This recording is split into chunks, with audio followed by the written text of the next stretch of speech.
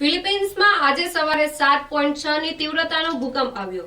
શરૂઆતમાં સુનામીની ચેતવણી આપવામાં આવી હતી, પરંતુ તાજેતરમાં સત્તાવાર એજન્સીએ જણાવ્યું છે કે હવે સુનામીનું જોખમ ટળી ગયું છે। તેમ છતાં લોકોને સતર્ક રહેવાની અપીલ કરવામાં આવી। ભૂકંપના સૌથી વધુ આંચકા મિન્ડાનાઓ પ્રદેશમાં અનુભવાયા છે।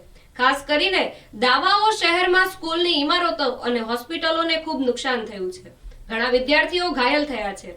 ઇમારતોની છતો તૂટી ગઈ અને લોકો રસ્તા પર ભાગતા જોવા મળ્યા। ભૂકંપ બાદ અડધા કલાકમાં 5.9 અને 5.6 ની તીવ્રતાના આફ્ટરશોક્સ પણ આવ્યા। બીજી તરફ ઇન્ડોનેશિયામાં પણ નાની સુનામી એટલે કે 17 સેન્ટીમીટર જેટલા મોજા નોંધાયા।